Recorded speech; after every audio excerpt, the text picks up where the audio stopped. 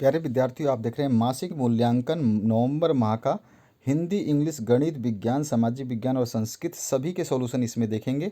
तो चलिए स्टार्ट करते हैं पहले क्वेश्चन से। आपका हिंदी में पूछा गया है कि भू पर छन आते हैं प्रकाश में, गरल सुधा मिलते देखा है, पूर्णोदय बिरसा कान्हू का झारखंड अवतार, नागपुरी कुरमाली खड़िया मुंडारी परिवार। तो ये आपने देखा होगा, आपकी कविता है 10वें चैप्टर में, उसको देखा होगा, उसी से सारा ये लाइन ली गई है। इसमें पहला क्वेश्चन पूछा गया झारखंड का अवतार किसे कहा गया है, तो बिरसा और कान्हू दोनों को कहा गया है। तो विकल्प जो है आंसर नंबर सी आपका सही हो जाएगा, ए और बी दोनों। उसके बाद दूसरा जो क्वेश्चन पूछा गया है, इसमें पूछा गया है सुधा का विपरीत अर्थ वाला शब्द कौन सा होगा, तो सुधा का जो विपरीत अर्थ होगा वो होगा गरल।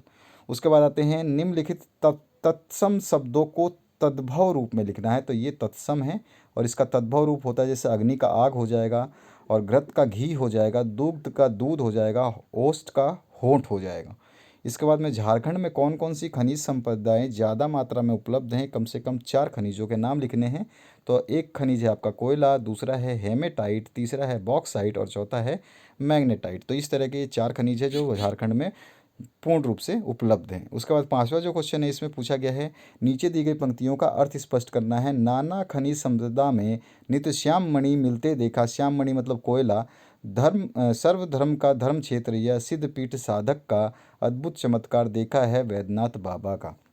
तो इसका मतलब है कि कवि कहते हैं कि झारखंड की धरती में विभिन्न प्रकार के खनिज संपदा और कोयला मिलते देखा है, यहाँ सभी धर्म और सिद्ध पीठ साधक विद्यमान हैं।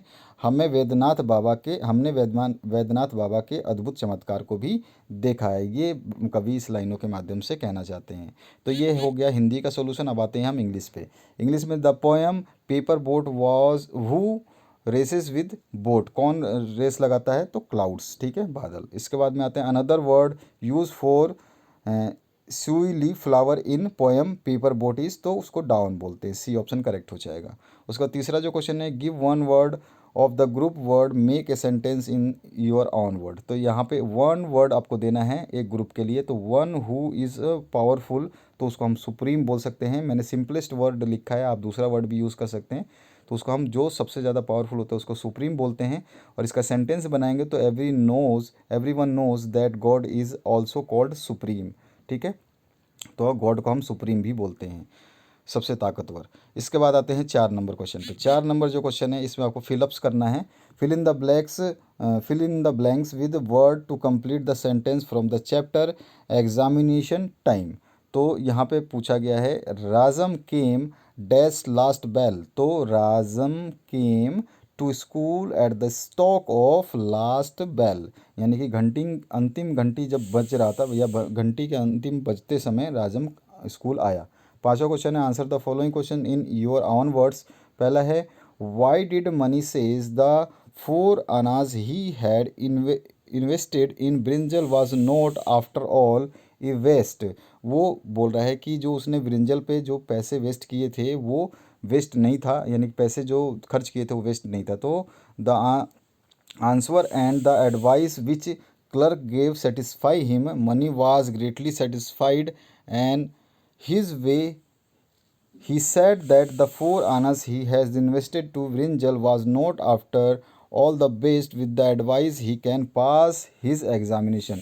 उसने जो ब्रिंजल खरीदते समय जो उसको एडवाइस दी थी वो उसके थ्रू जो है एग्ज़ाम पास कर सकता है। तो इसी के वो चीज़ को वो ऐसा कह रहा है कि उसने वेस्ट नहीं किया, वो पैसे एक तरह से काम ही आ गया।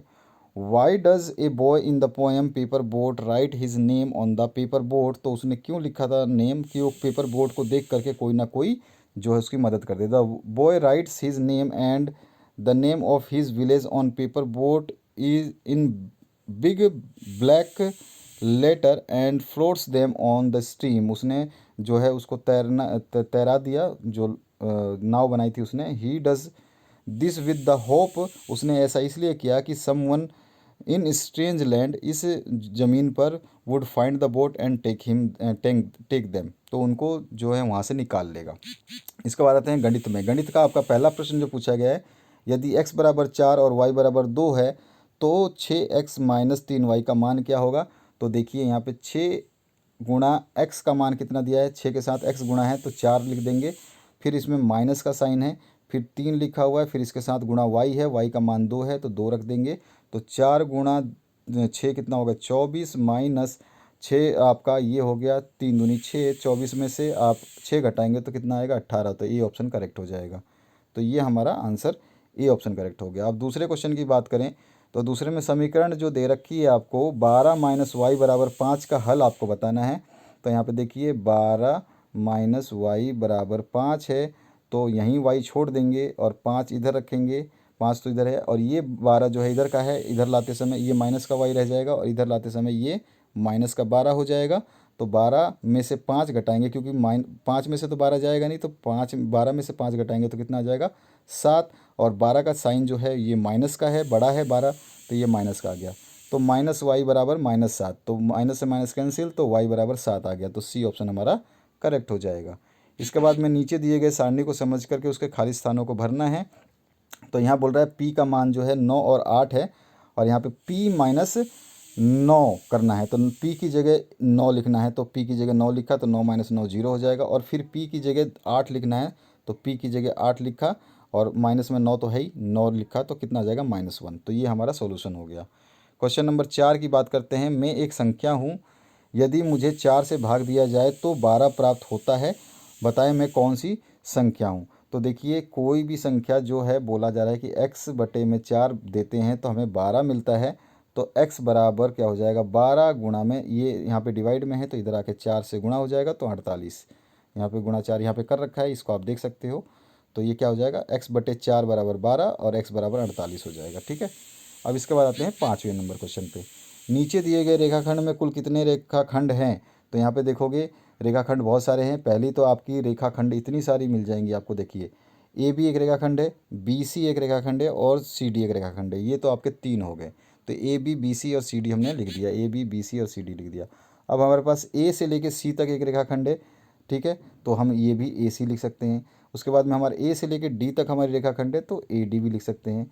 इसके अलावा हमारे पास और कौन सी रेखाखंड बची है, तो हमारे पास बी डी बची है। ठीक है ना, तो बी से लेकर डी तक एक रेखाखंड है तो बी डी भी लिख देंगे। तो इस तरह से 6 रेखाखंड इसमें शामिल है।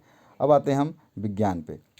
विज्ञान में पहला क्वेश्चन पूछा गया है, एक गड्ढे में कुछ कचरा अपशिष्ट पदार्थ को डालकर उसे मिट्टी में ढक दिया जाता है। कुछ दिनों बाद अपशिष्ट पदार्थ को अगर गड्ढे से बाहर निकाला जाए तो किस पदार्थ में कोई परिवर्तन नहीं दिखाई देगा। तो प्लास्टिक जो है एक, इसमें परिवर्तन नहीं दिखाया। प्लास्टिक जल्दी से नहीं गलता है, कई करोड़ साल लगते हैं प्लास्टिक के गलने में। दूसरा क्वेश्चन जो है, निम्नलिखित विकल्पों में से सही विकल्प का चयन कर बताएं कि दिए गए आदतों में कौन सा आदत आपको एक पर्यावरण मित्र बनाता है।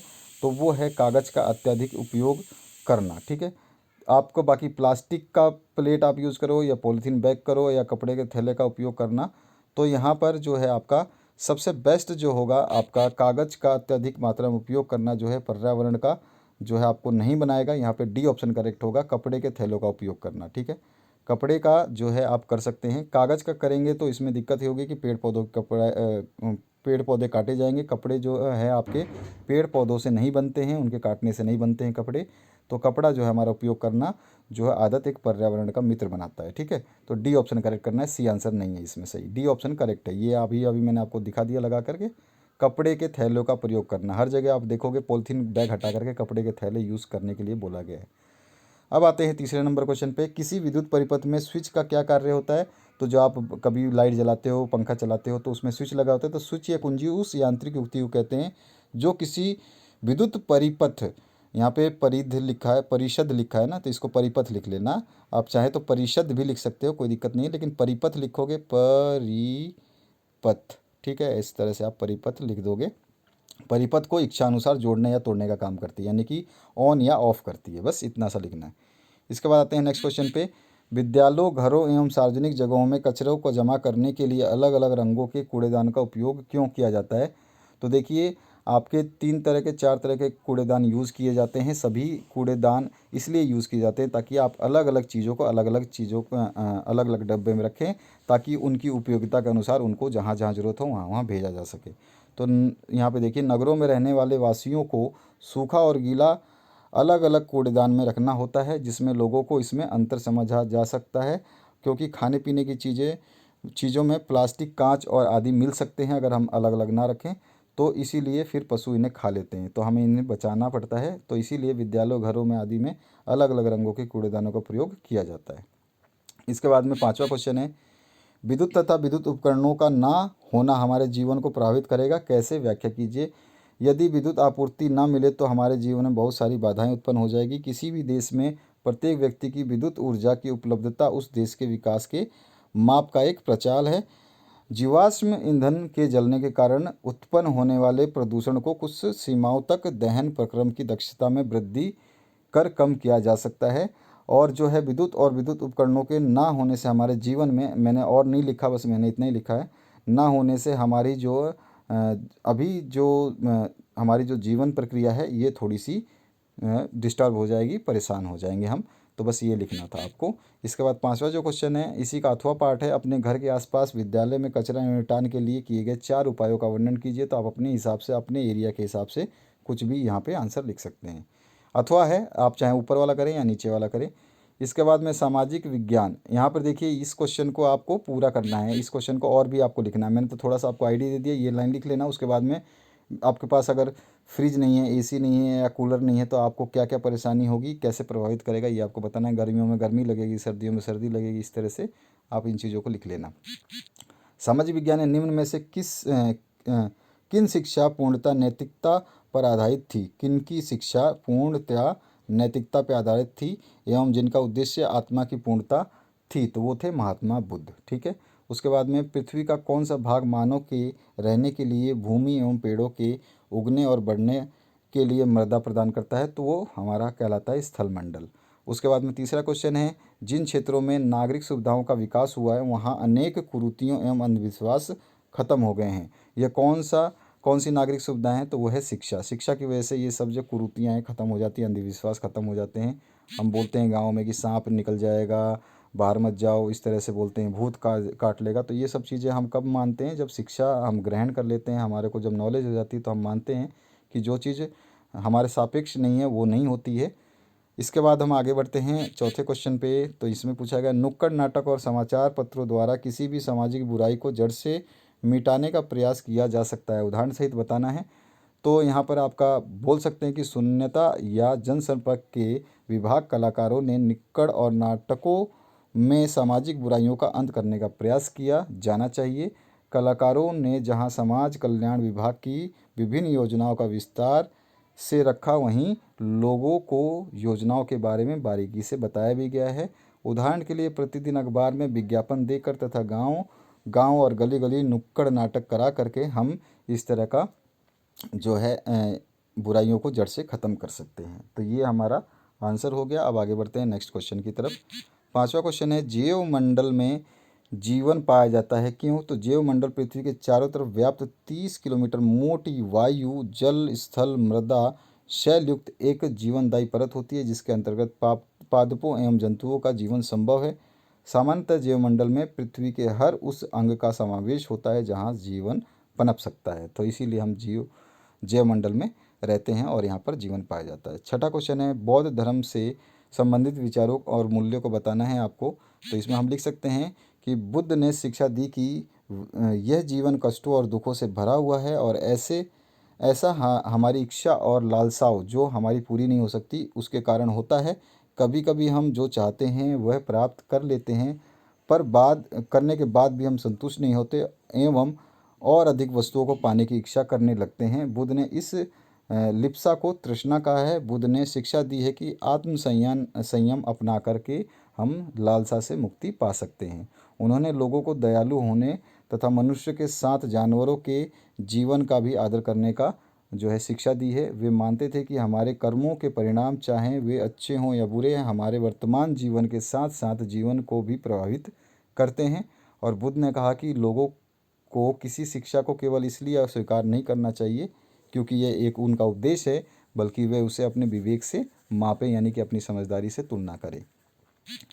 अब आता है संस्कृत। संस्कृत में ये आपको एक गद्यांश पढ़ना है, नेत्रम इति मानव से प्रमुख अंगम। इसके बाद में एतेन एवं नरा सुंदर विश्वम द्रदुष्टम समार्था भवन्ति अस्य अभावे जीवनम अति दुष्करम भवति अतः सदैव नेत्ररक्षणम उपायम करयत्य अद्यत्य छात्रा संगणांग नंत्रे। तो इस तरह से ये आपका संस्कृत का श्लोक है जिसमें नेत्र के बारे में बताया गया है और नेत्र का क्या क्या उपयोगिता है इसके बारे में बताया गया है। इसका प्रश्न जो पूछा गया है, सबसे पहला प्रश्न पूछा गया, प्रकाशम इति पदस्य किम समानार्थी पदम। तो प्रकाश का समानार्थी पद जो होता है ज्योति हो जाएगा, तो सी ऑप्शन करेक्ट हो जाएगा। वृद्धावस्थम इति पदस्य विलोम। तो वृद्ध का जो विलोम क्या होगा, बालक अवस्था, तो बाल्य काले बोल सकते हैं, बी ऑप्शन करेक्ट हो जाएगा। दोनों क्वेश्चन हो गए। अब पूर्ण वाक्य उत्तर देना है। नरः सुंदरम विश्वम केन अंगेन पश्यन्ति, यानी नर जो है सुंदर विश्व को किस अंग से देखते हैं, तो नरः सुंदरम विश्वम नेत्रम अंगेन पश्यति, वो उन आँखों से देखते हैं। उसके बाद में कस्य अभाव जीवन दुष्करम भवति, तो किसके अभाव में जीवन जो है दुष्कर हो जाएगा, तो नेत्रम अभावे जीवन दुष्करम भवन्ति। तो ये भवति यहाँ पे आपका ये आंसर हो गया। तो दोनों के हमें पूर्ण रूप से आंसर देने थे, पूरा वर्ड लिखना था, तो ये हो गया आपका सोल्यूशन। तो ये था आपका पूरा का पूरा क्वेश्चन पेपर। और बाकी के क्वेश्चन पेपर जो आपके सितंबर अक्टूबर में जारी हुए थे उनको भी हमने सॉल्व कर दिया था, उनको आप डिस्क्रिप्शन बॉक्स में देख सकते हैं हमारे चैनल पे जा करके। Thank you very much, have a good day, और आपके एग्ज़ाम्स के लिए बेस्ट ऑफ लक।